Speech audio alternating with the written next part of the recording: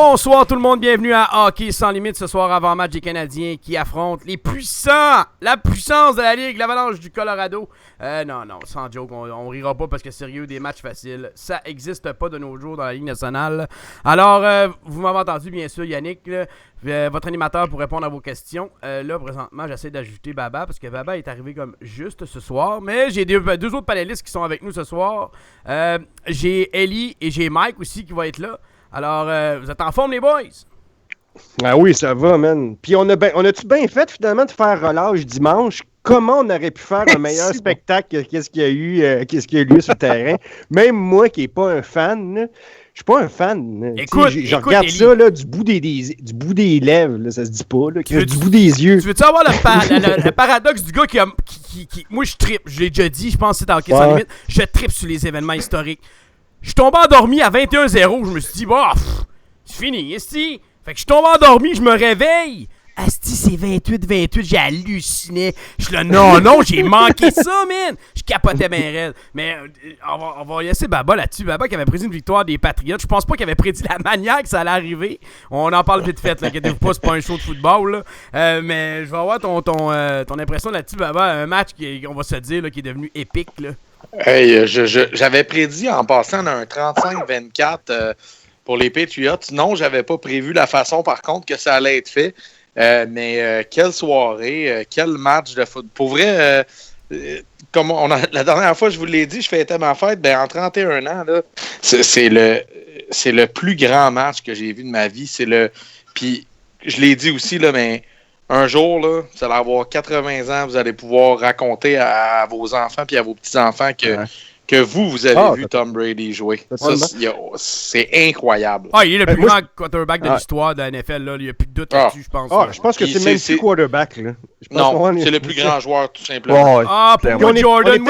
Pour moi, Jordan va rester dans une classe à part. Peut-être à cause que je l'ai suivi de près. Là. Mais je te dirais que je le mets peut-être à côté, là, dans la même genre de classe. Là. Moi aussi. Ouais, tu veux dire au basket? Ouais, Jordan au basket. Si on parle de tout sport confondu, là, moi, je me rappelle avoir vu Montana, parce que j'étais malheureusement assez vieux pour l'avoir vu quand j'étais flouge. Puis c'est à peu près, je me rappelle qu'à cette époque-là, on disait à peu près la même affaire qu'on dit aujourd'hui. C'est-à-dire que, tu sais, c'est très difficile de comparer les époques. Puis là, vous allez me dire, si Montana avait une équipe boostée, il a juste fait ça sur 8 ans, patati patata. Là, je dis les seuls stats que je connais au football, là, parce que j'ai rien d'autre là. Mais tout ça pour dire que peu importe, ce fut un moment magique. Je pense qu'il dépasse le sport, qu'il dépasse ce sport-là. C'est quelque chose, c'est historique. Je pense que tu l'as dit tantôt. Puis même les non-amateurs du sport, comme moi, ont été comblés, ont été assis. Puis regarde, j'avais beau pop, j'haïs les Pats, là. J'aime pas les équipes qui gagnent trop longtemps en général. Je prends pour les underdogs, même si j'ai aucun intérêt. Là. Mais tout ça pour dire qu'à la fin, man, je prenais pour eux autres, puis que je souhaitais, man, qu'ils fassent l'impossible. Puis ils l'ont fait. Ouais, c'était vraiment tout un match. Mike, toi, comment t'as vécu ça, c'était Super Bowl là? L'as-tu écouté? Non? Ben oui, moi j'ai goûté un match par année, puis c'est lui. Je suis pas un vrai fan de football, là. non, mais j'ai pas mal tout suivi les Super Bowls des dernières années, puis sérieux, j'écoute ça depuis le secondaire, puis c'est le plus grand match que j'ai vu de ma vie, là. C'est historique, comme vous avez dit. J'ai halluciné d'avoir manqué ça, j'ai halluciné vraiment, là. J'étais comme, non, ça se peut pas, là, tu sais qu'est-ce qu'il faut que tu fasses pour que l'équipe gagne. C'est à peu près ça, mais tu sais, à 21-0, sérieusement. Là, je me suis dit, écoute, je voyais les Pats jouer, j'hallucinais. Je pense au total, à la fin du deuxième quart, il y avait 13 verges au total, si on calcule les bottées et tout, là, contre 130 cucks pour du côté des Falcons. J'étais comme, ils se font manger total. J'aurais cru capable de revenir d'un déficit de 25 points, Tom Brady, sérieusement. Écoute, là, il a rajouté le point d'exclamation à ceux qui avaient des doutes. C'est carrément ça que je me suis dit, moi. Le monde avait des doutes, disait pas sûr c'est Brady, pas sûr c'est Brady. Là, à ce temps, il n'y en a plus de doutes. On le sait que Brady, c'est le plus grand corps. Le moment est pas le même. Ça me fait penser à la finale historique des Canadiens contre les Rangers. C'était 5-0. De la marge, je m'en vais écouter un film avec ma blonde. À peu près ça. Là, je check le score sur Internet. J'ai flushé ma blonde, puis j'allais le réécouter. Je me suis réveillé, moi, j'ouvre ma tablette. 28-28, j'ai halluciné, man. Là, je me suis allé tout de suite, j'ai pogné la prolongation. Le règlement de la prolongation, je le trouve, tu sais, d'avoir juste une possession. Je trouve ça plate. Il devrait donner la chance aux deux équipes de pouvoir au moins avoir une possession, un peu ce qui se fait dans les Canadiens de football. à mon Ben, avis... moi, je trouve pas. Parce que moi, je trouve que c'est vraiment un do or die. Mais Eli, ton do or die, tu tires sur un... champ. Oh, mais ton do or die, tu tires sur un pile ou face, c'est ça que j'aime pas. Oui, sauf que la défense a une chance de les stuffer, de faire qu'est-ce qui est, de jouer une coche de plus qu'ils sont capables, puis faire le gros jeu, puis ils peuvent gagner le match. Là, ils peuvent gagner. Ben, ils peuvent toujours gagner le match. On s'entend que la défensive, c'est vraiment important. Justement, donne la chance aux deux clubs. Donne la chance aux deux attaques et aux deux défensives de montrer qu'ils sont capables. Tu sais, les Falcons arrivent, ils marquent un touché. Puis après ça, la défensive des Patriots arrête les Falcons. Tu te dis, ils ont mérité la victoire. Ils ont réussi à marquer un touché, puis ils ont arrêté l'attaque des Falcons. Pour moi, ça tombe plus dans la justesse. Je sais pas ce que Baba en pense, là. Juste 2 minutes, là. Juste avant de te laisser. Je trouve juste que les Falcons l'ont mérité de se rendre. D'échapper une avance de même, je pense qu'ils méritaient de ne pas avoir le ballon de Ah, j'avoue qu'ils ont arrêté. Baba, après une demi quasiment parfaite, en plus. Il y a un moment dans le match là, où on a vu Tom Brady, là, la tête entre les jambes, secouer la tête. À ce moment-là, ça regardait pas bien, mais il y a un moment au 4e quart, il y a une séquence où on a vu Brady à l'écran, là, puis ses yeux, si un joueur ou un entraîneur des Falcons avait pu voir ses yeux, à ce moment-là dans le match, là, moi je me disais, OK, non, là, ça regarde pas très bien pour les Falcons. Il y a eu un déclic qui s'est fait où là, on a retrouvé là, le Tom Brady confiant, puis sûr de lui, puis sûr de ses moyens, puis ça regardait vraiment pas bien. Puis pour ce qui est du règlement, de la prolongation, un peu comme il l'a dit, ça laisse la chance à la défensive. Puis en même temps, là, de la manière que le règlement est fait, oui, c'est un tirage pile ou face, mais c'est possible de choisir la défensive pour commencer la prolongation. Donc, peut-être que c'est pas si évident que ça. Puis, en même temps... il n'y a pas d'équipe qui va choisir la défensive. Ah non, c'est sûr que non, mais quand même, ça fait partie des choix. Puis, un field goal n'est pas assez pour mettre un terme à la prolongation. Donc, mais c'est vrai que la formule fusillade qui est utilisée au football ici, là, au football universitaire canadien, puis dans la Ligue canadienne aussi, là, la formule fusillade, c'est intéressant aussi. Un peu comme au hockey, dans le fond. Ouais, puis ça va sûrement ouvrir le débat non plus. Là, j'enlève pas de crédit aux Patriots là, quand même. Là, ils ont réussi un exploit hors du commun. Ah ouais, le plus grand écart comblé dans l'histoire du Super Bowl, c'était 10 points. Puis ils ont comblé un écart de 25 points. Écoute, ils n'ont pas battu le record par 2-3 points. Là. Ce record-là de 25 points de retard, là, il ne sera pas battu avant... Je sais pas s'il va être battu un jour. Peut-être pas. Peut-être qu'on va mourir, mais on va dire rappelez-vous ce match-là en 2017. Chers auditeurs d'HSL, est-ce que ça paraît que le Canadien vient de perdre 3 matchs contre ouais! On y va, là! On se lance, là! On cherche tout sauf parler de ça, finalement. Ouais, quasiment ça. On va revenir sur le match. 7 minutes de NFL, c'est bien notre record. T'as pas des scoops sur l'impact, Eli? non, on va garder un autre 7 minutes un moment donné. Mais pas les deux en même temps. Chris, tout le monde va raccrocher. Bon, on va revenir, les boys, au match, la défaite des Canadiens contre les Oilers d'Edmonton. Une défaite de 1-0 en tir de barrage. Montoya était solide. À la base, je crois que dernièrement, Canadiens, dans leurs 10 derniers matchs, je vais vous donner les statistiques. Dans leurs 10 derniers matchs, les Canadiens ont marqué 20 buts. Dans ces 20 buts-là, on a 2 matchs qu'on a marqué 5 buts. Donc, le Canadien a marqué 10 buts en 8 matchs. Si t'enlèves ces 2 matchs de 5 buts-là, c'est dernièrement... Les 3 derniers matchs, les Canadiens ont réussi un total de 60 lancés au but en 3 matchs. C'est une moyenne de 20 lancés par match. Une game de 16, une game de 24, puis une game de 22. C'est une vraie joke, on va se dire. Là, présentement, on est dans notre slum. On avait dit au début de l'année qu'on allait avoir un slum de pas marquer. Là. Ben là, on est là. On est dedans. Là. Puis j'aime mieux que ça arrive là que plus tard. Bon, on méritait-tu de gagner? Je pense que c'est un match qui aurait pas allé d'un bord puis de l'autre. On a vu McDavid, que beaucoup ont surnommé le mec plongeon, là, le mec diving. Ouais, j'ai trouvé qu'il poussait un peu. Là.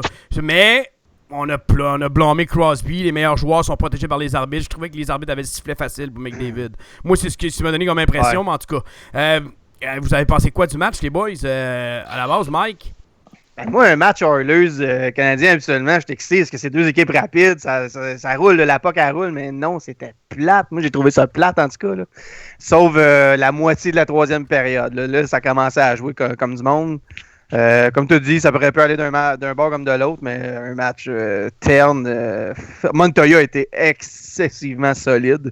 Une chance qu'il était là parce que juste McDavid, je pense qu'il y a eu quoi, 6 lancés, quelque chose comme ça, puis beaucoup de chances de marquer. Là. Fait que, en gros, c'est ça, moi, un match que j'aurais pu m'endormir dessus. Là. Mais c'est le fun parce qu'au dernier show, moi, j'avais fait ma prédiction puis j'avais bien expliqué comment ça allait être un match vraiment le fun, qu'il y allait avoir au moins un spectacle, beaucoup de buts, ainsi de suite. Les Oilers. Fuck you, Canadiens, mais je le dis avec respect. Je me suis complètement gouré encore et c'est plate parce que je pense que tout le monde s'attendait à voir quelque chose. C'est certain qu'on a vu un peu du McDavid, on a vu son explosion un couple de fois, mais on aurait préféré voir un match offensif, ce qui n'a pas été le cas. Puis regarde, le Canadien est fatigué, puis je continue de le dire. C'est tout. Fini mon analyse. Pow. Moi, je crois pas que c'est de la fatigue. Je pense juste un ajustement avec le retour des blessures. On voit Galchenyuk qui on va le dire, là, moins dominant, qui est moins intense, qui est même moins rapide. Je le vois, c'est évident. Je crois que ça va revenir avec le temps. J'aime mieux que ça arrive là. Je suis content que ça arrive là quand même. On a encore 10 points d'avance sur le 3e rang de notre division. On a 10 points d'avance sur la 8e place de l'association.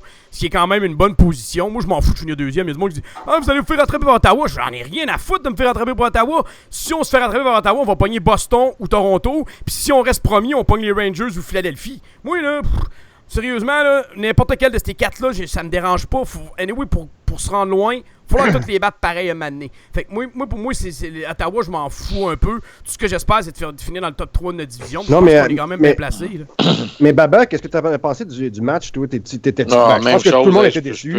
Je peux rien ajouter. Tu sais, nous autres, c'était le début de notre journée de dimanche à 13h. Ouais, c'est que ça a dû prendre le bord, c'est pas trop long. Ben, c'est sûr que. Je regardais du terne, là, le bon mot, c'est terne. Je veux dire, Montoya était solide, match ennuyant. Oui, on s'attendait à plus d'action. Puis ça n'a pas été tellement mieux samedi non plus, à vrai dire. Mais, puis, tu sais, Yannick, ce que tu disais, ben, de connaître de l'adversité maintenant, ben, je l'avais dit la dernière fois, c'est peut-être bien. Puis actuellement, là, je sais pas, moi, si je préférerais pas que le Canadien termine 2e si j'avais à choisir un adversaire. En tout cas, Rangers, Longvist, on se dit contre le Canadien, on sait qu'il est pas super bon. Ouais. Puis la revanche, la dernière fois que Price s'est blessé. Les Rangers me font pas super peur. Flyers, oui. Là, c'est ça. C'est l'équipe dans là-dedans, là, c'est les Flyers qui me stressent le plus. Mais Boston, Toronto, puis les autres. Toronto, c'est tellement un club jeune. Je me dis, notre expérience, puis on a 13 victoires de suite. Je pense contre Toronto, ce serait pas le genre d'équipe qui me ferait peur. Mais t'as raison pour dire que j'aimerais mieux Toronto, Boston que Philadelphie ou même les Rangers, même malgré Longvist. Ouais. Voilà. Ben, c'est le choix est simple là, pour l'instant, mais je pense pas que le Canadien est en mesure de choisir tant que ça son adversaire. Non, vraiment pas. Voilà. Ça, c'est clair qu'on va régler ça. Mais tu sais, on sentait qu'on était compréhensif. Je pense que le Canadien avait ses raisons pour nous offrir quelques spectacles un peu ternes. Puis on sentait que l'équipe était fatiguée. L'équipe a été surblessée pendant très longtemps, joué avec des effectifs réduits. On a joué avec des gars de la AHL. C'est cool. Mais là, le monde revient tranquillement au poste. Ouais. Puis on dirait que ceux-là qui étaient là encore, on dirait que ceux-là qui ont gardé le fort, ben c'est eux autres que là, ils commencent à fatiguer. Ben oui, il faudrait que les nouveaux arrivent puis soient top shape tout de suite pour traîner l'équipe. Puis c'est pas le cas. Puis c'est ce gap-là, c'est cette période-là qu'on est présentement. Où Galchenyuk qui n'est pas revenu à 100%. Gallagher revient d'un match en match. Markov, c'est son deuxième match qui revient. C'est tous des gars que ils vont en donner plus. Mais tu peux pas leur demander de changer. C'est ça, des gars comme Dano, Byron, les connaître, c'est des gars qui sont pas habitués de traîner un club. Là, ils l'ont fait pendant un mois et demi, puis là, ils m'ont emmené. C'est sûr que ça les rattrape. Là. Galchenyuk, il est temps qu'ils reviennent en shape, parce que tu sais, on parle qu'on n'a pas beaucoup de lancers, mais Galchenyuk, c'est un gars qui shot beaucoup habituellement. Ça nous manque beaucoup, là, parce que là, il manque de l'explosion, je trouve. Là. Puis il est pas en game. C'est ça que j'explique à beaucoup de monde parce que là, j'ai pas compris la vague de RDS de lancer un omerta envers Alex Galchenyuk depuis 2 jours. Man, écoute, ça me tue totalement, man! Il y a 28 points en 33 matchs, il y a 5 points en 8 matchs depuis son retour, mais mais il est pas bon à cause qu'il a joué un match. Je l'ai entendu live. C'est Danfous qui a parti ça. C'est Danfous à l'antichambre qui a parti ça. Ouais. Puis là, toutes les...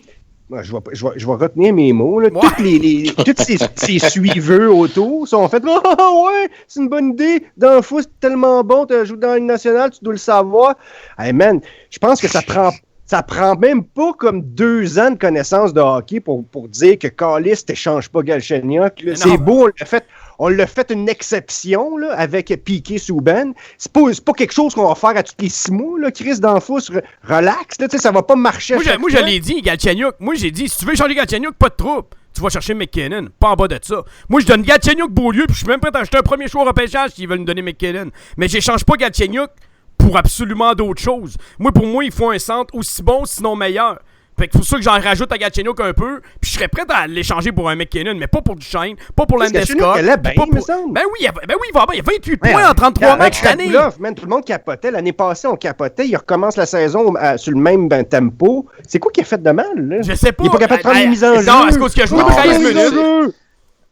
La date des échanges arrive, là, puis ce symptôme-là, et je veux dire, ça va devenir de plus en plus fort. T'es peut-être mieux de te faire une bonne carapace, parce que là, on va se mettre à échanger à tout vent n'importe qui. Je veux dire, je veux que je te dise quelque chose. Aujourd'hui, là, j'ai posé cette question-là à un collègue de travail. J'ai dit, penses-tu que le Canadien pourrait échanger Galchenyuk?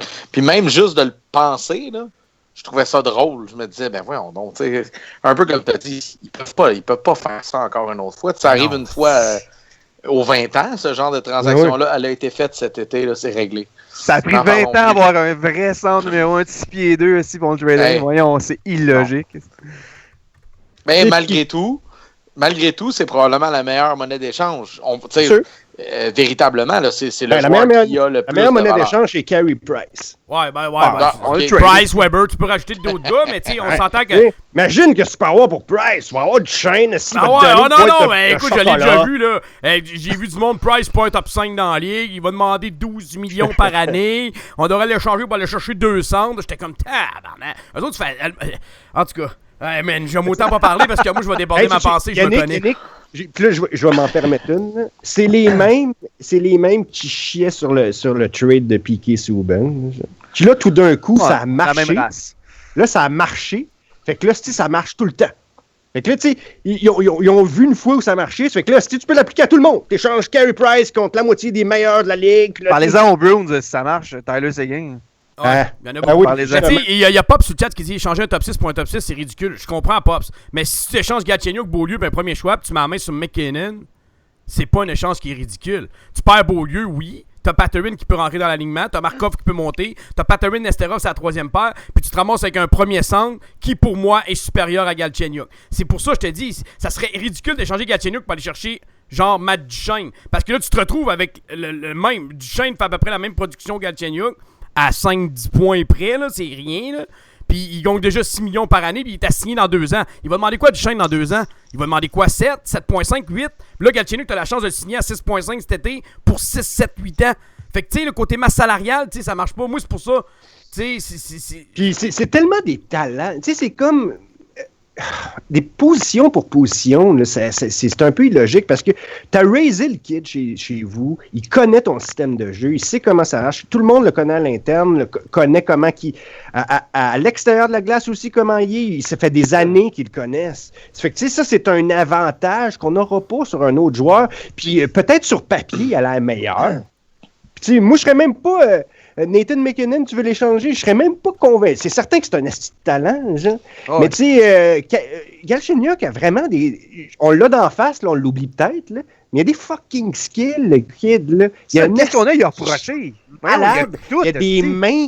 Il manque juste... C'est entre les deux oreilles. Tu sais, la coche entre l'élite extrême puis être un très bon joueur, c'est entre les deux oreilles. Présentement, c'est la confiance. C'est la confiance. Pour moi, c'est la confiance parce que quand tu reviens d'une blessure à un genou à TSN, ils l'ont bien expliqué. Le temps que ton cerveau s'ajuste à te dire OK, je peux pousser, j'aurai plus de douleur. Puis l'effet que Galchenyuk est revenu et qu'il s'est reblessé au même genou, ça y met un doute encore plus grand dans sa tête de se dire OK, mais si je pousse, vas-tu me reblesser? Donc le temps que ce doute-là part dans la tête puis que l'automatisme revienne naturellement, ça va y prendre encore 3-4 matchs. Moi, je pense que ça va y prendre jusqu'à la semaine de relâche la semaine prochaine pour retrouver vraiment son rythme. C'est juste normal. Tu sais, je vois rien de grave à ça. Il joue un match 13 minutes, Canadien perd 1-0, mais c'est de la faute à Galchenyuk. Moi, je comprends pas. Tu sais, il a joué un match, troisième trio. Là, aujourd'hui, il joue avec Lekonen et Byron, ce qui est correct comme deuxième trio, c'est bon, là. Tu sais, t'as Plekanec qui va jouer avec ça, puis j'aime la combinaison Galchenyuk-Lekonen. Tu sais, on en a parlé avec Mike, tu sais, c'est comme je trouve que ces deux-là vont bien se compléter. Puis t'as un gars à côté, puis t'as Gallagher qui risque d'en venir en fin de semaine. Selon Terrien, là, il a pratiqué aujourd'hui. Il jouera pas les 2 prochains matchs à l'étranger, mais on risque de le voir en fin de semaine aussi, là. C'est un deuxième trio, puis t'envoies Galchenyuk 101, puis t'envoies le deuxième trio, ou tu peux même rester Galchenyuk là avec Gallagher et Lekonen. T'as pas un mauvais deuxième trio, là. Même si Dano n'a pas rapport là, mettons que tu mets Dano sur ce trio-là, puis tu mets Galchenyuk en haut, t'as quand même un bon deuxième trio, là. Ça fait que, tu sais, là, moi, je sais pas, hier, j'hallucinais, j'écoutais ça, j'étais là, voyons, c'est une joke, là. OK, on vient... faut dire que c'est un gros temps mort, là. Il faut faire quelque chose, essayer de brasser à Canis un peu pour aller chercher de l'auditoire, dire des affaires bold. Je suis pas sûr à 100% que, ils pensent sincèrement que c'est peut-être une option envisageable, dans le sens que tu dois, en tant que dirigeant, considérer toutes les options.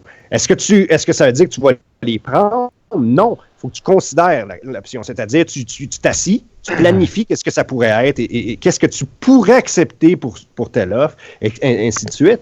Mais au-delà de ça, je vois pas comment la direction pourrait s'en aller de ce sens-là. Mais c'est drôle, j'écoute les réseaux franco. J'écoute pas les réseaux franco d'après-match puis d'avant-match.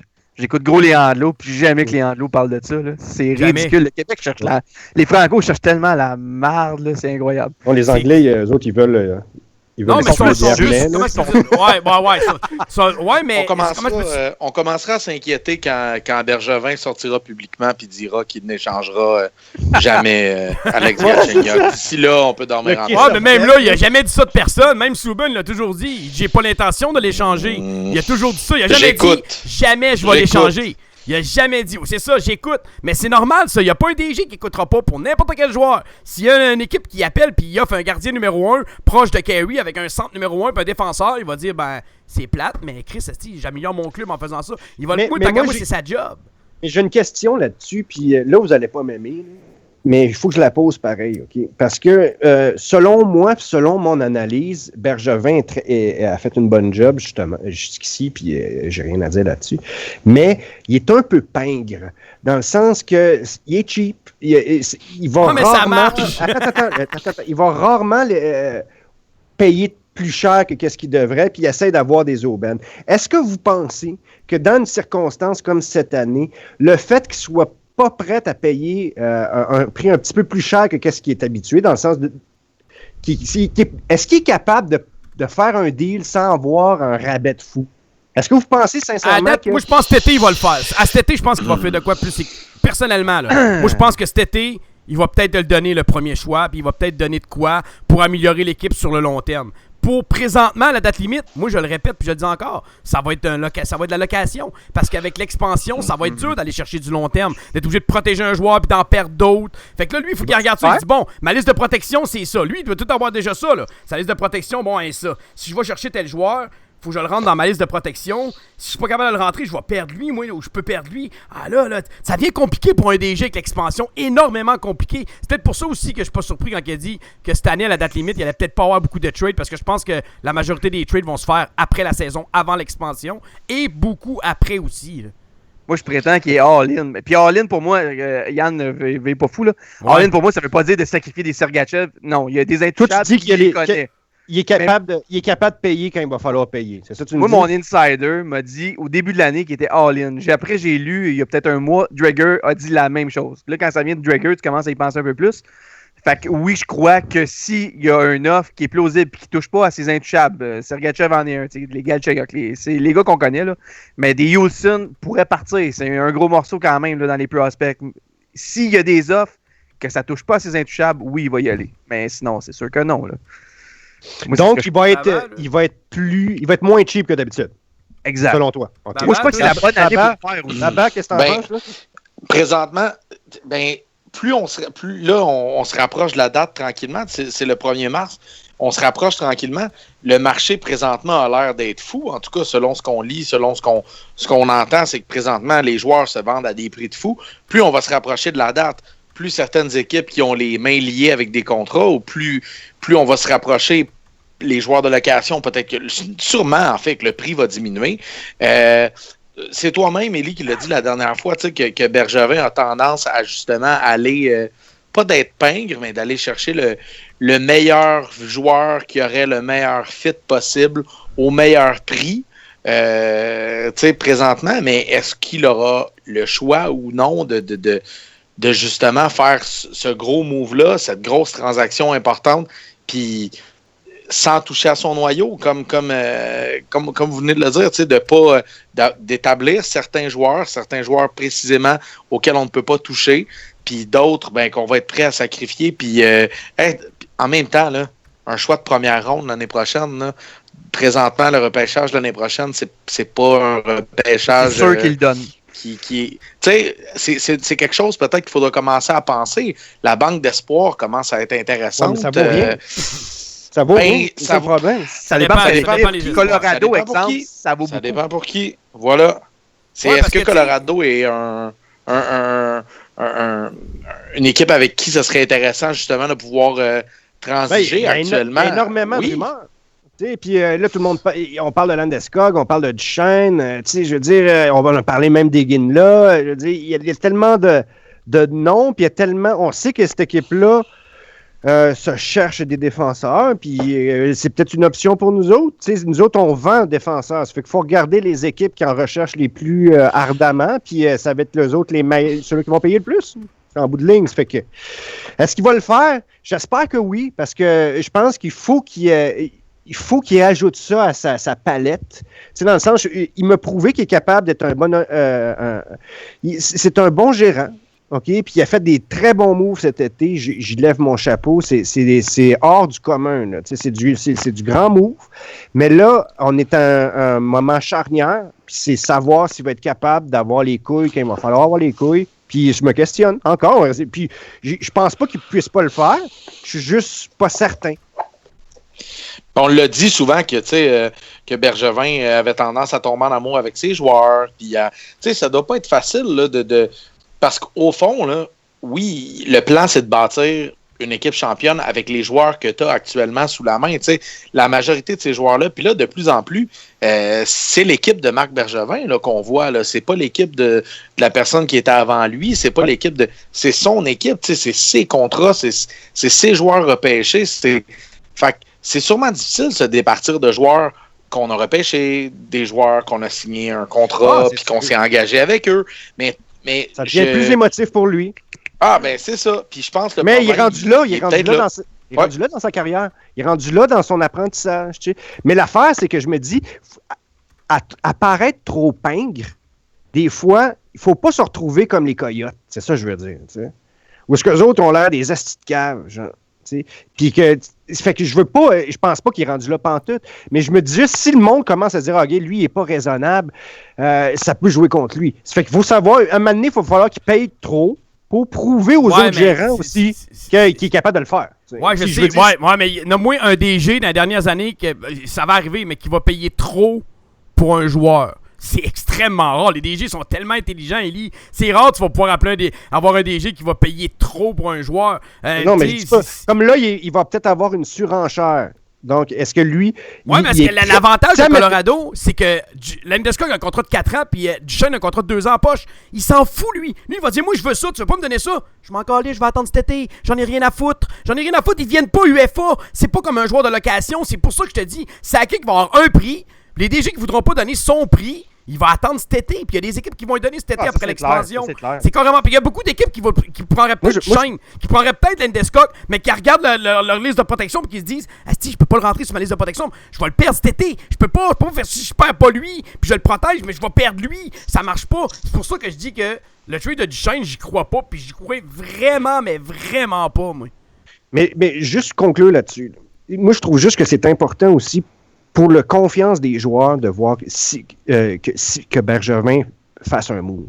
C'est dans le sens que les joueurs sentent... Parce que s'il fait un move, veut pas, les joueurs vont sentir qu'il a confiance en eux autres. Ils vont dire, OK, ils croient vraiment qu'on peut y arriver. Il l'a fait à chaque année à la date. C'est chaque vrai, année à date. c'est vrai. Mais là, cette année, c'est une année charnière. Ce move-là est important. Ouais, Qu'est-ce qu'il va location. faire exactement? Sharp, Vanek, il y en a de la location, il y en a des joueurs qui peuvent aller chercher. Moi, je pense que Patrick Sharp va être d'après moi, là, ça va être ce gars-là qui va essayer de viser. Il va pas coûter cher. Il a 36 ans, c'est un vétéran qui a gagné la Coupe Stanley, qui pourrait jouer ce deuxième trio facilement à Montréal. Si c'est pas même la première ligne, on s'entend, c'est Patrick Sharp. Mais tu sais, on s'entend-tu qu'un joueur à long terme ou à moyen terme, c'est encore mieux pour l'esprit des joueurs qu'un joueur de location? Je dis pas que c'est possible de le faire au moment, puis tu m'as donné ton argumentaire là-dessus, puis ça se tient, là, ça fait bien du sens. Mais je continue de penser que pour un joueur, en tant que joueur, s'il arrive avec un move puis il dit, écoute, lui, on le garde pour une couple d'années, il s'en vient ici. Wow! Là, c'est pas juste un gars qui vient pour nous aider pour les playoffs, tout ça. C'est certain que c'est une coche de plus. Moi, j'espère juste qu'on va pas arriver bredouille à la fin de ce mois-là. Puis là, ça serait pas catastrophique, mais ça serait difficile quand même. Ça va dépendre qu'est-ce que si mettons Bergevin, mettons, c'est vraiment hypothétique ce que je dis là. Mettons Bergevin va rien chercher, mais que t'as pas d'équipe qui s'est améliorée, puis il y a rien eu de move ailleurs, tu te dis ben les autres équipes non plus n'ont pas pu se bouger. Tu comprends? Mais à mon avis, puis je reste persuadé que Bergevin va ajouter un top 6 à l'alignement. Puis on sait déjà qu'il cherchait un défenseur top 4. C'est pas Nesterov, il joue excellent comme 6e. Moi, j'adore ce que je vois de lui, mais c'est pas un top 4, on va se dire tout de suite. Là présentement, t'as Beaulieu qui joue du gros hockey. Puis t'as Markov sa 3e paire, qu'on voit des fois sa 2e paire. Fait que moi, la défensive, je pense que je toucherais même pas à la défensive. C'est plus dur. Je trouve un def top 4, là. C'est vraiment dur. Surtout à cette date surtout à date limite des transactions, tu vas surtout payer cette année. gros prix. Oui, puis en plus cette année, c'est encore plus dur avec l'expansion. C'est pour ça que je pense que la majorité des DG cet été, il va y avoir un mouvement de personnel incroyable. Je m'attendais beaucoup plus à date limite, mais plus que je regarde ça, plus j'ai analysé les choses, plus que je me dis que ça va être... Ça va être un move de location, c'est ça? Moi, je suis persuadé que ça va être la location top 6. Ouais. Il nous en faut un, je pense. Ça, c'est clair. Ben moi, je prétends que si les coûts, pour exemple, les Matt Duchesne, les Ryan ou John Hopkins est trop élevé, il va s'en aller vers le joueur de location. Mais moi, je trouve qu'on a une pièce dans notre manche qui est assez...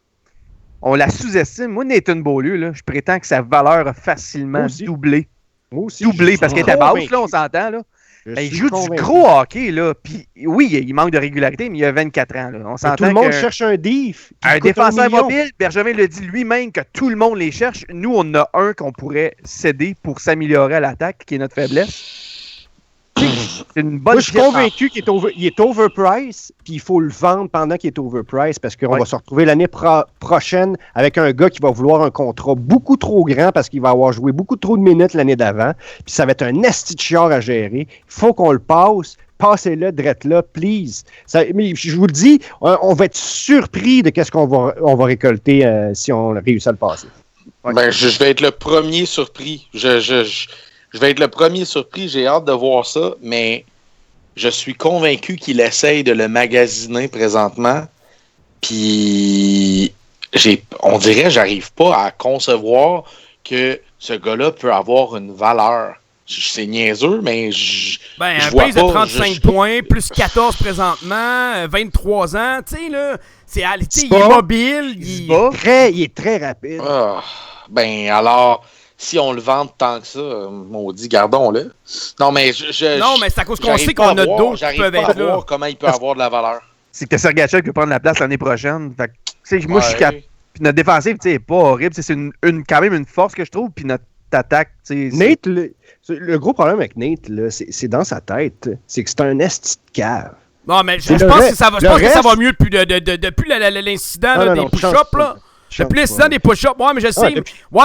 Ellie, quand t'as du gros leadership dans le vestiaire pis t'as regardé un Weber, là, après 3-4 mois que t'as regardé un Weber, tu fais comme dire, OK, je comprends des choses, là. Le trou de cul, il va plus parler, OK? Il va plus parler, il va plus faire ses remarques de smartass parce qu'il va avoir les leaders qui vont le muter. Là. Mais le leader, il s'en va 5 minutes. Là, qu'est-ce qui va arriver avec lui? La nature va reprendre le dessus. Puis j'ai donné sa chance là, à ce gars-là parce qu'on le savait tous qu'il y avait un problème d'attitude. Mais c'est pas le talent son problème. C'est vraiment pas... ça fait que donc, pourquoi on l'aime pas, selon vous? T'sais, pourquoi toi, Ben, on l'aime pas. J'ai pas dit que je l'aimais pas, au contraire. Non, mais explique-moi pourquoi je trouve... Ben parce que je trouve qu'il est difficile à cadrer. C'est pas un... Je l'ai déjà dit, c'est un joueur qui est défensivement OK, sans plus. C'est un joueur qu'on essaye de cadré dans un rôle de défenseur à caractère plus offensif. C'est vrai que c'est un bon patineur. C'est vrai que c'est un gars qui a une bonne première passe. C'est un gars OK. C'est un gars overall dans tous les aspects du jeu. Oui, il amène un aspect intéressant, un aspect physique. Oui, il peut se battre. Mais encore une fois, si ce que Marc Bergevin... Je veux dire, si je vends... si je peinture ma voiture rouge, là, si je peinture ma Kia rouge, là, je peux pas essayer de vendre une Ferrari, même s'il y a un rouge Ferrari. Mais Nathan Beaulieu n'est pas un défenseur à caractère offensif. Puis si présentement, ce qu'il essaye de vendre, c'est ça, puis là, vous avez même dit, il est peut-être, je sais pas si c'est le mot niaiseux que vous avez utilisé, mais mettons qu'il n'est pas reconnu pour prendre des très bonnes décisions. Ben, peut-être que les autres équipes, ils le savent. Peut-être qu'ils commencent à comprendre que peut-être qu'ils ont été au courant de ce qui s'est passé à Montréal, puis ça doit faire peur à d'autres équipes. Je suis d'accord. Simplement. Sauf qu'on est rendu à un moment où il y a du monde qui ont besoin d'un défenseur. Au lieu de payer un vétéran 6-7 millions, ou payer des affaires de fou, pas en 7 millions, mais au lieu de payer des prix astronomiques pour aller chercher un défenseur régulier normal, un bon, ben tu prends ta chance sur un kid qui a pas d'impact sur ta masse salariale, qui au pire l'année prochaine, ben tu leur refiles, puis qui a encore qui a sur papier, là, quand tu regardes sa carte de hockey, mettons, où tu jouerais au PlayStation, mais tu regarderais ses stats dessus, sont toutes excellentes. T'sais, côté pace, côté physique, côté patin, côté coordination, le talent, il l'a. C'est juste qu'il est jamais... C'est l'offre et la demande aussi. Il n'y en a pas sur le marché. Il y a à peu près juste les Ducks qui en ont peut-être un à offrir. Je ne dis pas qu'on va aller chercher Wayne Gretzky 2 avec. Non, ça n'a rien à voir. Là. Mais on va avoir le double de sa valeur normale. C'est ça qu'on dit. Qui n'est pas beaucoup, tu vois, on s'entend. Mais le double, c'est le double pareil. Mais le double de sa valeur, est-ce que c'est donc un joueur de location ou c'est un joueur qui a un contrat valide pour l'année prochaine?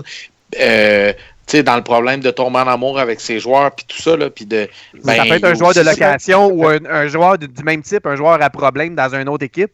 Ça peut être à l'attaque. Quand Mike il parle de Duchesne. Été gêné de faire ça. Je parle de Duchesne. Non, c'est sûr, ce ne sera pas du 1 contre 1, on s'entend. Là, ça va prendre beaucoup plus. Non, ça ferait une partie du bid pareil. C'est ça. Serait un bon morceau. C'est au lieu d'être l'avalanche. Au lieu d'être la cerise, pas la cerise sur le Sunday, mais au lieu d'être le biscuit soda afin que tu rajoutes là, pour dans le deal, là, il devient une partie importante là, du deal. Ça fait que, tu sais, c'est ça qu'on dit. C'est certain que c'est pas la 80e merveille du monde. Pour l'avalanche, là, Nathan Beaulieu est un def top 3. Là. On se le cachera pas. Après Barry puis Johnson. C'est con, mais c'est bad, c'est ça. Ils en ont pas. Les autres, là, mais... Bon, ben j'ai perdu la voix, je me suis étouffé. On se demandait. Je me suis étouffé avec mon Red Bull. Oui. Hey, avant de parler du congédiement de M. Claude Julien, hey, mais j'ai la misère à prendre mon souffle. On va y aller avec la question qui est sans limite de Mike. Mike, je te laisse aller le temps que je prenne mon souffle. Oui, la question OK sans limite. Où verriez-vous Philippe Dano? Ça va, Yannick? Tout ce qu'on appelle... Là, vous allez m'entendre tousser, mais eux autres m'entendent pas en ligne. Fait que, ignorez-moi. Bon, pendant que Yannick vomit dans sa poubelle, où verriez-vous Philippe Dano dans la hiérarchie du club si jamais Marc Bergevin faisait la question d'un centre top 6? Je faisais surtout allusion à Matt Duchesne, les rumeurs qui entourent tout ça, là, les Ryan ou John Hopkins, etc. Donc, j'ai eu 108 votes. Les choix, j'avais deuxième centre, j'ai eu 24%. Ailier gauche top 6, 3%. Troisième centre, 69%. Et aucun changement, c'est-à-dire qu'il reste à la position qui est là, 4%. Quand même très étonné de le voir rester deuxième centre. Ouais, parce ça que veut dire que tout le monde voit Galchenyuk à l'aile. C'est ça que ça veut dire. Ouais, parce que c'est impossible. Si tu vas chercher un centre de top 6, puis tu mets Galchenyuk premier centre, le centre que tu vas aller chercher, tu le dis, la question c'est top 6. Donc il va jouer deuxième trio. Donc Dano, c'est soit qui est ailier deuxième trio ou centre du troisième trio. On va s'entendre là-dessus. Il n'y a pas d'autre place pour lui, là. Tu sais, c'est juste logique tant qu'à moi, là. Fait que je comprends pas le monde qui ont répondu deuxième centre. C'est leur droit, je comprends leur principe. Il y en a qui voyaient Dano deuxième centre, je suis d'accord avec ça, mais la question est en rapport si on allait chercher un centre top 6. C'est pour ça que j'ai la misère avec les deuxième centres. Ces chiffres-là disent une autre affaire qui n'est pas marquée dans ta liste. c'est que tout s'enligne pour que Dano prenne la place de Plekanec. On pensait que Plekanec aurait pu jouer une autre année comme troisième centre au pire, mais dans les circonstances, pour le bien de l'organisation, c'est plus possible. Parce qu'il faut donner ce temps de jeu-là au moins à Dano. Le poste de troisième centre lui revient, c'est le minimum qu'on peut lui donner. Ça fait que, il va falloir qu'on fasse quelque chose pour Plekanec, c'est difficile. On va l'offrir à Louis de Villemercier, je pense. Plekanec, cet été, il va bouger. Plekanec, avec un an de contrat à 5 millions de salaire, 6 millions de cap hits, il va être facile à échanger. Tu vas avoir un choix au repêchage pour ça. Puis tu vas sauver 6 millions sur la masse salariale. Puis case close, c'est tout. Moi je vois pas la difficulté qu'il va avoir à l'échanger. Je suis persuadé qu'il va l'offrir à Las Vegas, même s'ils ne prennent pas l'expansion. Puis Las Vegas va dire, ouais, on va le ramasser pour un an. Eux autres, ils gagnent 1 million. Ils ont 6 millions sur le cap hit. Ils peuvent atteindre le plancher. Puis ils payent 5 millions en salaire. Ils sauvent 1 million dans leur poche. Une équipe d'expansion. C'est parfait, ça. Un club comme l'Arizona qui ramasse n'importe qui, tous les joueurs qui passent au balotage, ils ramassent tous eux autres. Tu les appelles, puis tu leur offres, ils vont perdre Enzal. T'as besoin d'un troisième centre pour cette année? Bon, ouais, on peut sauver 1 million. Bon, ben parfait, si, on va sauver 1 million. Ils sont à côté de sa masse salariale à l'Arizona. Ils vivent grâce au partage des revenus. Tu sais, maintenant, là, ils sont capables de nous aider aussi, les équipes qui leur donnent du revenu, hein, Élie? Start-moi pas dessus, la question, en fait, puis pour y répondre à la question, ben c'est pas que la question elle est biaisée, mais on sait tous très bien que Plekanec n'irait pas jouer au centre, n'irait pas jouer à l'aile, pardon. Donc, ben oui, là, par déduction, oui, Dano se retrouve peut-être à l'aile, malheureusement. Mais présentement, là, si on ne fait pas l'acquisition d'un centre de top 6, ben moi, je le vois très bien dans la chaise du centre du deuxième trio. Ouais, moi aussi. Puis au pire, si mettons, on va chercher un centre top 6, puis t'envoies Dano avec Plekanec puis Byron, c'est à 3. Y a-tu quelqu'un qui va chialer ici? Tu sais, ça donne une méchante bonne troisième ligne. Plekanec peut prendre les face-offs d'un bord, t'as Dano qui peut prendre les face-offs de l'autre bord. Tu sais, moi, tant qu'à moi, ça amène de la profondeur. Puis là, t'as Gallagher qui va revenir. C'est un deuxième trio avec Gallagher, Dano, puis Lekonen. Ben, moi, pas de trou avec ça parce que là, Plekanec tombe avec Byron, Shaw, puis voyons. Byron, Shaw, puis Plekanec, dans le fond, c'est la troisième ligne, c'est ça. Fait que c'est comme un 3. Je me répète, mais si tu vas pas chercher un centre top 6, faut que tu t'entoures mieux Dano, par exemple. Parce que je prétends que Galchenyuk va retourner avec Pacioretty, mais ça prend un ailier pour jouer avec lui. Ben, moi, je pense que Lekonen, Gallagher, c'est deux styles qui complètent bien Dano. Un gars qui va dans les coins, Lekonen est rapide, il a des bonnes mains. Pour faire une run en playoff, ça prend plus d'expérience. Ouais, non, mais c'est ça. Ben là, on l'a dit tantôt, je pense que ça prend, on est tous d'accord pour dire qu'il faut absolument un ajout top 6. Il faut, c'est ça. Hey, les boys, c'est parce qu'il y a David Dernay qui lève la main en arrière. Là, on l'a pas vu, on t'avait pas vu, t'es trop Ben, c'est ça, il y a personne qui l'a inclus dans aucun trio, ça fait qu'il se demandait. Non, parles-tu vraiment? J'espère qu'il écoute pas. Il doit pas écouter. Il joue quatrième ligne à soir. Je pense que la réalité il a frappé avant qu'il écoute celle. Attends, je vais demander à Isabelle. Je vais demander à Isabelle, les boys. Non, il écoute pas. Ouais, Isabelle qui vient directement du Burundi et qui te demande 300$ par semaine, c'est ça? Ouais. Bon, Claude Julien, boys. Ouais, Claude Julien est congédié aujourd'hui. Ouais. Non, je suis correct, là. Don Sweeney qui a congédié aujourd'hui Claude Julien. Je pense que personne n'est surpris, même si on pensait depuis un bout, ça allait arriver. Je suis arrivé à la conclusion que pour faire progresser ce groupe, selon les plans que nous avions mis en place, je n'étais pas disposé à m'engager à plus long terme envers Claude. À la fin de la journée, les responsabilités incombent aux joueurs, a-t-il dit. Nous devons nous présenter sur la patinoire et faire le travail. Il continue avec « Ça n'a pas été une décision facile et Don a tout mon soutien. » Ici, on parle de Ken Neely. A déclaré un communiqué Ken Neely. « J'estime que nous avons une meilleure équipe que nos résultats le montrent. Je reconnais aussi qu'il y a certains domaines où nous devons nous améliorer en tant qu'équipe. Cette décision ne diminue en rien l'héritage chez Claude comme entraîneur des Blues de Boston. Je désire lui souhaiter à lui et à sa famille nos meilleurs vœux. » Oui. Ouais, un mot-clé que j'ai vu dans ton discours, c'est il y a un plan, lui. Ouais, c'est son plan. Ouais, c'est. Ce qui a tradé en partant à mettre Sweeney là, c'était un esti plan. Je pense que le plan était plus une genre de mini-reconstruction, on va se dire, avec la trade de Lucic contre des choix au repêchage, Martin Jones. Tu sais, là, ces trades-là qui ont été chercher une banque de premiers choix, puis de premiers choix qui tardent à arriver, parce qu'on va s'entendre, il y a eu, je pense, c'est 12, 13, 14e choix. Là, il y a une année, il y a eu 3 choix de suite. 2 ou 3 choix de suite. Là. Le trade de Seguin, il reste Joe Morrow qui est encore dans AHL. Hey, sérieux, là, tout ce qui a été cherché, c'est après pratiquement rien. Puis en plus, tous les premiers choix qu'il allait chercher, il a mal drafté. Il était allé chercher Ellie, Jake DeBrusk au lieu de Marty Barzal. Plein d'erreurs de même, voyons. On parlait tantôt d'Ellie de trade, tu disais, Benjamin, vas-tu risquer de faire des gros trades? Ben, Chiarelli a risqué avec Seguin, puis ça est revenu en pleine gueule. C'est pour ça qu'il faut faire attention aussi de donner du gros prospect pour après ça t'arriver. Nous autres, tu vois que les trades qu'ils ont fait, eux autres, on verra jamais ça. Nous autres, on l'a vu peut-être même pas. Parce que le move de Piqué est tellement ils ont fourré Boston. one-on-one, Ils ont fourré Boston et Kessel. C'est pour ça, c'est ça qui les a aidés. On a nommé les gars tantôt avant d'en rentrer en onde. Là. C'est ridicule qu'est-ce qu'ils ont donné au fil des années. Là. On parle de top joueurs. Là. Ça n'a même pas de crise de sens. Je comprends que... Là, Julien, c'est dommage, mais tout le monde le savait. Là, je veux dire, on disait qu'il essayait de le clairer depuis 5-6 ans. Mais je trouve qu'il paye le prix de l'organisation. Puis je pense que tout le monde ici, dans ce panel-là... On tradé le cœur de l'équipe. Lucic, c'est le cœur de l'équipe. Blake Wheeler, il fait un point par game. Mais voyons donc. Ça commence à Thornton, Seguin. Je veux dire, c'est dégueulasse. Hamilton, nomme-les, là. Il y en a beaucoup de mauvais trades. Hamilton, il y avait des raisons de le trader. Mais il a tellement pas eu gros pour. C'était un trade ou c'était un free agent, lui? C'était un trade. Un trade, hein? Il a tellement pas eu gros, tu sais. Phil Kessel, je veux dire, ils en ont combien qu'on a brûlé? Ah, ben, Kessel, c'est ce qu'ils ont ramené Seguin et Hamilton. C'est contre Kessel, ils ont eu 2 choix de première ronde quand ils l'ont échangé à Toronto. Kessel. Puis les 2 choix de première ronde sont avérés à être Tyler Seguin et Hamilton. Fait que, tu sais, là, c'est un excellent trade, Kessel. C'est juste que garde-les, tes joueurs, tu vas chercher. Là, ils les gardent pas. Tu sais, ils ont fait des bons trades pareil. Là, ils ont été chez Toukaras contre Andrew Raycroft des années 80, début des années 2000. On sait ce que Raycroft est devenu, on sait ce que Rask est présentement. Tu sais, là, c'est comme. C'est les mauvais trades qu'ils ont fait. Tu sais, des fois, tu peux te faire fourrer d'un trade. Il n'y a rien de mal à ça. Mais quand tu te fais fourrer, puis tu te refais fourrer, puis tu te refais fourrer, puis là, il arrive à Edmonton, puis il échange Taylor Hall pour Larson. Là, tu fais comme, tu sais, là, tu dis comme... C'est quand tu es rendu à 4e fois de te faire fourrer à chaque fois, il faut te demander si t'aimes pas ça, là. Ben, moi, j'aime bien ça, me faire fourrer, par exemple.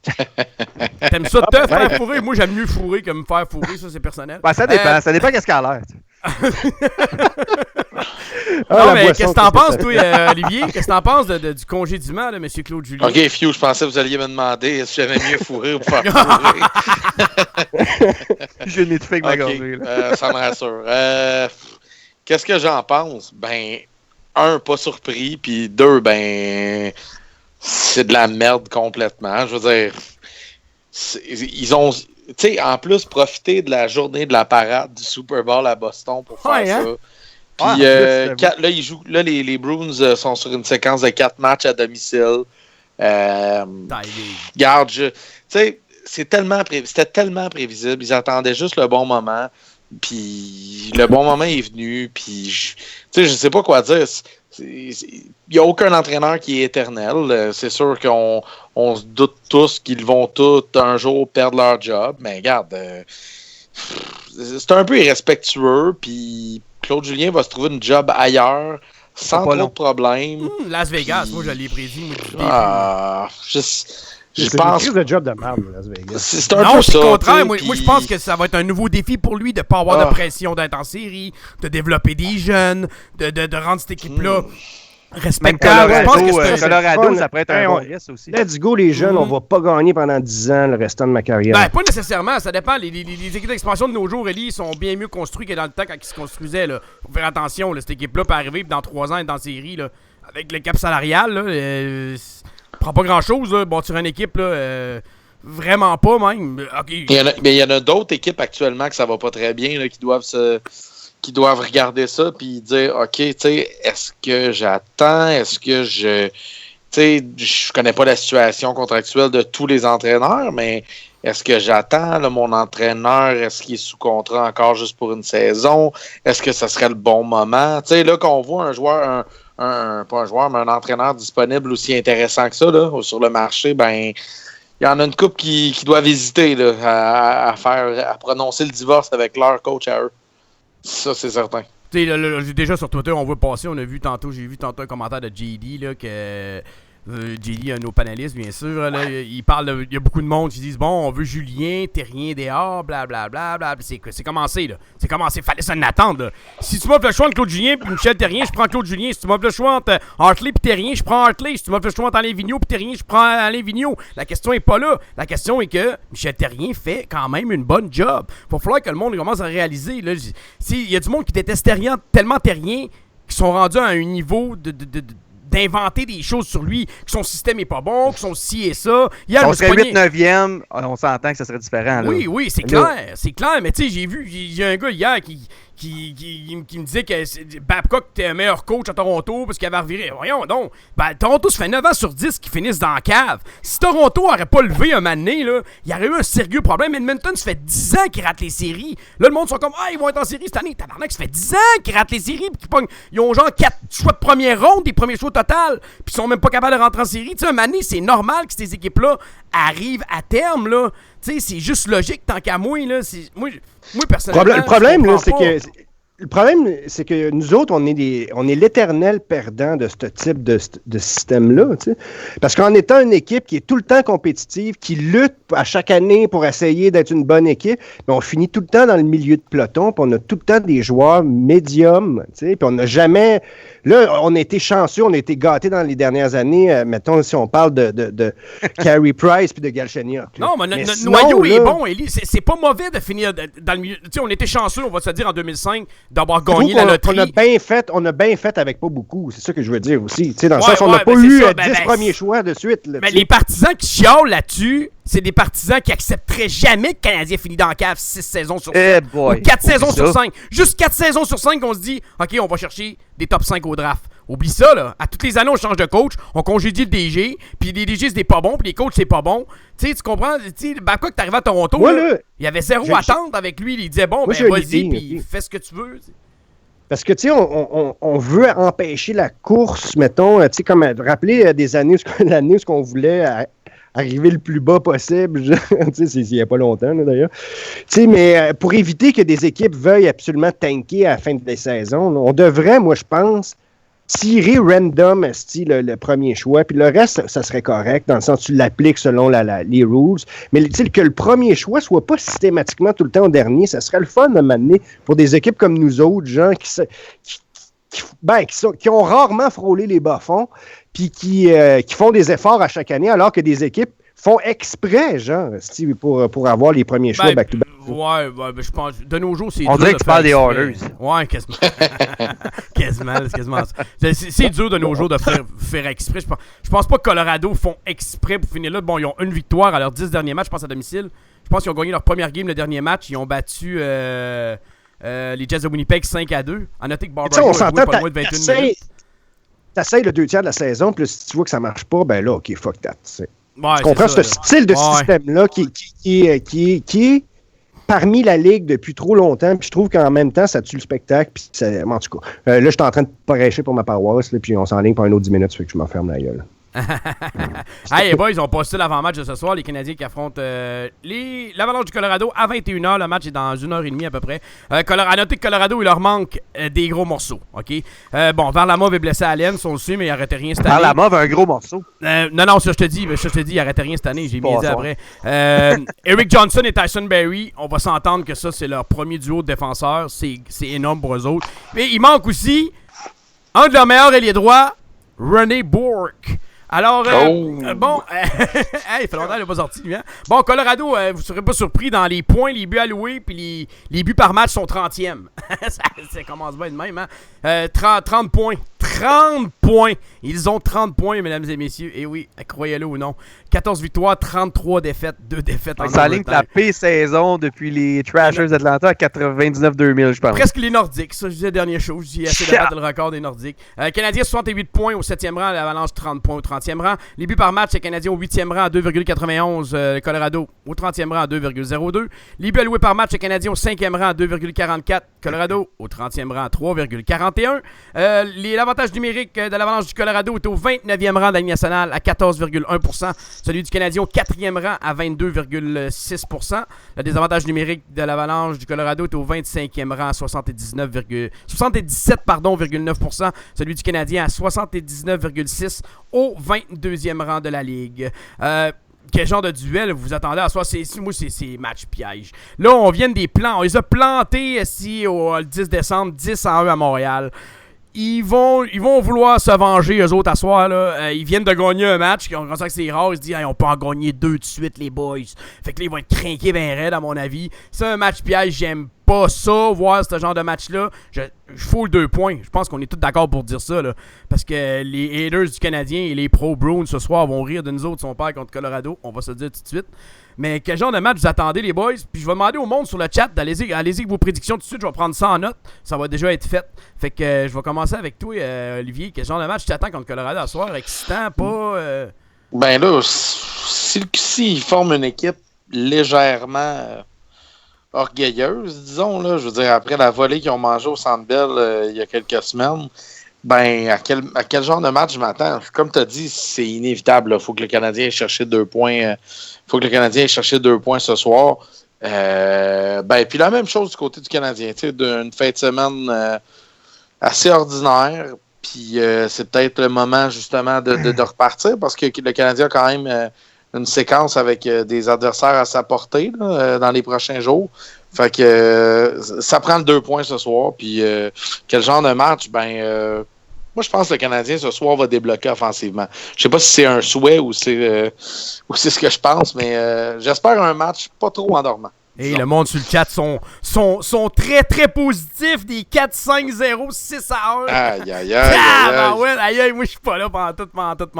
Mike, je vais te lancer là-dessus. Toi, quel genre de match tu t'attends à se voir avant d'y aller avec les prédictions? Là, tu penses qu'on va se faire écœurer par les fans des Browns qui sont hors des séries, les ben, haters canadiens qui sont des entiers nordiques qui n'ont pas d'équipe. Ils vont s'en foutre du classement, ils vont dire vous avez perdu contre la pire équipe de la ligue, tu connais. Puis là, quand on va perdre contre une équipe de top 10, ils vont dire ouais, mais vous gagnez contre des petits clubs. Mais là, on va venir de perdre contre un petit club, fait que leur argument sera plus valable. Fait que, ok, on va leur en crisser 5-1, ça finit de même. 5-1, tain les haters.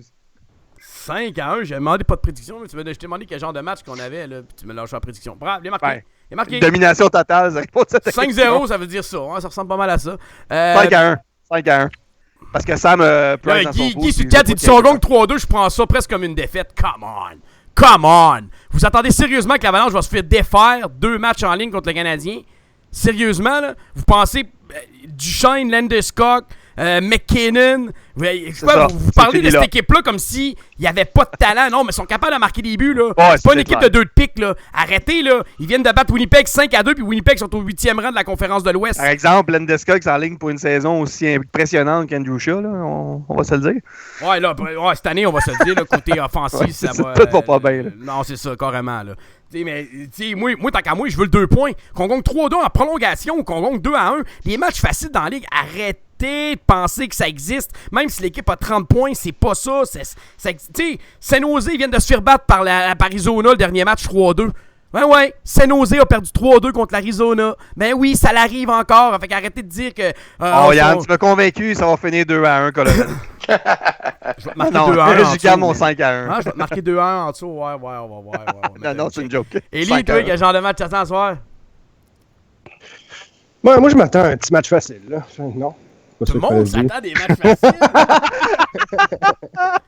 Non, sincèrement, j'espère que le Canadien va battre l'Avalanche ce soir. Je pense que c'est une équipe qui est à notre portée. Puis oui, je pense pas comme toi, finalement. Je pense qu'il y a des différences entre certaines équipes. Puis je pense que les joueurs le savent aussi, le sentent. C'est certain que n'importe quel club de la Ligue nationale peut battre n'importe quel club. On s'entend. Mais là, il faudrait peiler des points parce que 3 défaites de suite, c'est dégueulasse. Oh, on a un point là-dedans. Ouais. Moi, je ramasse tous les points. Positif, man. Positif. 1 point sur 6, c'est mieux que 0, man. J'ai pas enlevé j'ai dit défaite, j'ai pas dit de points. Non, t'as dit on a 3 défaites de suite, c'est ça, mais des défaites pareil. Pour moi, c'est 0 points. Ouais, c'est 3 défaites. Je sais, ça fait 2 fois que je lave mon linge en 3 jours. Mais tout ça pour dire que j'espère qu'on va rebondir ce soir et je crois qu'on va le faire. Le score, je sais pas. J'espère 3 buts du Canadien. De l'autre bord, combien? Je sais pas, 3-2, on va dire. Canadien. Je tiens à souligner, pour un gars de la Côte-Nord, laver son linge 3 fois en 3 jours, c'est pas normal. Ouais, le monde le regarde croche, là. Il sent bon. Ouais, c'est ça. Si tu fais Ça- le cœur. Il sent pas morue. Bon, Il est bon plus. OK, il est...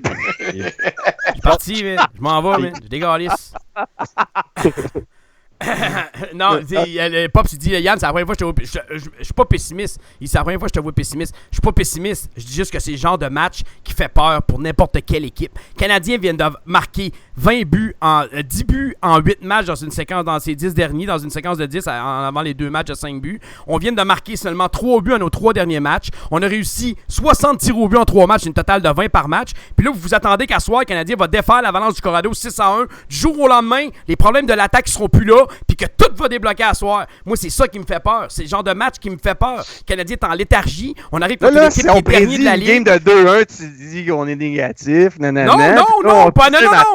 j'ai pas dit que vous étiez négatif à cause de 2-1. Absolument pas. Je dis juste qu'à soir, je m'attends pas Écoute, tant mieux si je me trompe, mais je m'attends pas une vers là. Moi, j'ai prédit 4-2 Montréal avec un but de filet désert. Fait qu'entendez-vous que le match soit serré jusqu'à la fin? Parce que moi, je m'attends que Colorado vont vouloir reprendre leur revanche du match de 10-1. Rappelez-vous quand le Canadien se fait défaire par Columbus, qu'est-ce qui est arrivé le match d'après? On a perdu 2-1. Ça n'a pas été 10-1, là. On a perdu 2-1. Puis c'était Montoya qui est revenu dans le net. Fait que faut faire attention à des joueurs, ça reste des athlètes fiers, veut pas, là. Tu sais, là, puis Barbario va sûrement mettre de l'argent sur ce tableau, là. Ils viennent d'être tradés là-bas. Il a joué 21 minutes au dernier match. Tu sais, Mané, il faut faire attention. Oui, on a plus que le double de points d'eux autres, mais faut surtout pas les prendre à la légère, j'espère. Ah non, puis je me dis qu'on a des bons vétérans pour ça, fait que je m'inquiète pas, je pense qu'on va la gagner, mais il faut le 2 points. Ça, pour moi, c'est clair. Oli, t'as pas donné de score? Ben, moi aussi, je vais aller dans la même direction. Je vais dire un 5-1. Même chose que Hey, ça c'est que moi Mike le a plus dit posé, aussi. j'en reviens pas. Eli, Ouais. t'as-tu donné un score? Ah oui, man. Quoi, t'avais dit? J'ai dit 3-2. 3-2? Bon. Ah, laisse, m'écoute pas. Non, non, mais même parce que je marque les scores en même temps sur le chat. Je marque les scores en même temps sur le chat, là, je suis comme pressé. Bon, Guy qui essaie de me chercher, il dit Price Goal c'est 6-4, Simon Toya c'est 6-1. C'est comme, what the fuck. Guy, je sais qu'il fait par exprès. Pops, président de victoire de 4-0 du Canadien. Benoît, 5-0 Montréal. Guy, 6-1 Montréal. Yann, 6-1 Montréal. La Blonde Ermite, 4-1 Montréal. Et Kevin Marcotte, 4-2 CH comme moi. Rémi, qui président une victoire de 3-2 des Habs. Il dit, mais j'ai un mauvais feeling. Fuck tes feelings, OK? Fuck tes feelings, Rémi. Marche pas de même. Oh, yeah. Non, mais faut pas la prendre à la légère. Faut la gagner. Faut Hein, tu te l'es fait dire, Rémi, hein? Hein? Fuck, Ouais, mais Rémi. Rémi, il sait que je l'aime. Là, c'est pas comme Puis je veux dire quelque chose de très sécurisant, c'est que peu importe comment je me mets chaud pendant le show, le genre, Mike est tout le temps une coche au-dessus. Il est toujours une coche au-dessus de Je moi. pensais que c'était Ça, chaud là, avant le show, ça fait ça deux me fait gorgées. du bien. Bon, vous avez deviné qu'on a des Soulons à Hockey sans limite. On peut rien y faire. Il y a juste C'est moi un qui est accident. Il y en avait juste trop dans mon verre. Donc, merci beaucoup les boys d'avoir été là. Merci beaucoup Mike. Ah, pas de trop, je m'en vais défiler, là. Ouais, merci beaucoup Olivier. Hey, merci. Moi, je vais essayer de pas boire ce soir, tiens. Ouais, tu vas peut-être te coucher tard aussi. Il en faut un qui chauffe. La Blonde Hermite, ceux qui ne savent pas, c'est. Je m'en rappelle plus si j'ai oublié son nom. Je l'ai acheté dans notre groupe là, Facebook dernièrement, là, il y a pas longtemps. Là. Yves qui prédit 5-2 Colorado, 3 buts du Chêne. Mais Yves a voté qu'il y a une photo des Nordiques. Fait que lui, il a comme un j'ai penchant pour Je peux le comprendre un peu, c'est normal. Il aime à contre-courant, mais je vais la marquer, Yves, ta prédiction. Parce que Puis tu chaînes en bac dans l'avion de Montréal en revenant. Ouais, c'est ça qu'il a dit tantôt, je pense. Ça serait trop beau. Hein, Mais non, ça arrive Tant pas. qu'à y être, man, on Facile. sauver du gaz. Ouais, c'est ça. Ouais, c'est ça. C'est Mélissa. C'est Mélissa son nom. Excuse-moi, Mélissa. J'avais vraiment un blanc. Donc, merci beaucoup. Merci beaucoup, Élie, d'avoir été là. Shit, on est encore en onde. Moi, j'étais sûr J'ai même pas fait la outro! Moi, je suis tout nu, man. J'ai baissé mes culottes. Je pensais que c'était terminé. Non, ben merci. Ah, ben ouais, ben c'est moi qui ai C'est ça bon. brosse. Bon, merci beaucoup, Élie. Ben, Hey, on merci. est-tu encore en onde? Ouais, là, je fais la outro. là. OK. Hey, c'est dur de quitter aujourd'hui. On a de la misère en maudit. On a du temps, la game est tard. Vous venez d'écouter Hockey sans limite tout le monde. Nous, on se revoit mardi pour ça de l'excellent match Canadien Avalanche. N'oubliez pas de nous suivre sur Twitter, le hockey à commercial, hockey SL, pardon. Notre page Facebook de Hockey sans limite. Notre site web, bien sûr, le hockeysanslimite.ca. Vous invitez aussi à nous suivre sur Podbean, sur iTunes, sur Google Play, sur YouTube. On est partout. Hockey sans limite. On se revoit jeudi 18h30 avant match. Bon match Canadien Avalanche.